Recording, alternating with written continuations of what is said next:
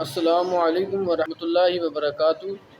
آج ہم نے بات کرنی ہے کہ ایک مسلمان کو بحیثیت مسلمان سب سے زیادہ کس سے محبت کرنی چاہیے اور کس کی نقل کرنی چاہیے۔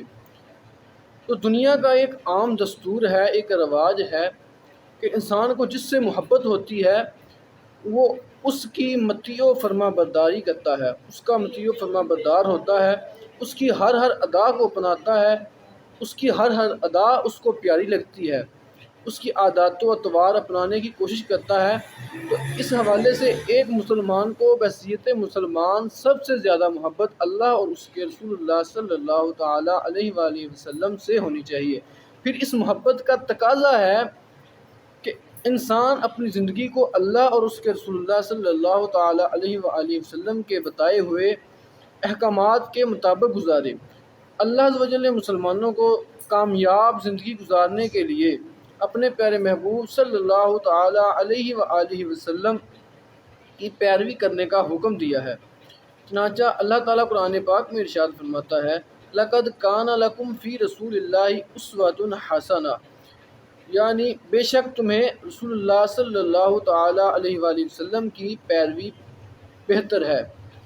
جو مسلمان آپ صلی اللہ علیہ وآلہ وسلم کی جتنی پیروی اچھی طرح کرے گا وہ اتنا ہی کامیاب ہوگا، اتنا ہی اعلیٰ کامیاب ہوگا، اور جو اللہ عز و جل کے پیارے محبوب صلی اللہ تعالیٰ علیہ وآلہ وسلم کی پیروی کو چھوڑ کر شیطان کی پیروی کرے گا تو وہ کبھی بھی کامیاب نہیں ہو سکتا۔ کامیابی اللہ اور اس کے رسول اللہ صلی اللہ علیہ وآلہ وسلم کی فرما برداری میں ہے۔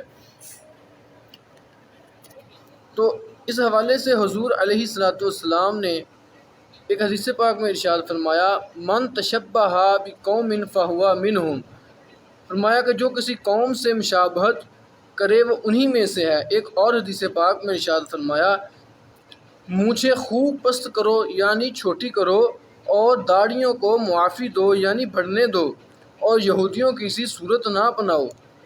لہٰذا ہمیں ہر معاملے میں غیروں کی نقل سے بچتے ہوئے اپنے میٹھے میٹھے آقا مکی مدنی مصطفیٰ صلی اللہ تعالیٰ علیہ وآلہ وسلم کی پیروی کرنی چاہیے۔ اسی طرح بالوں کے فیشن کو چھوڑ کر زلفیں سجانی چاہیے۔ صلو علی الحبیب صلی اللہ تعالیٰ علیہ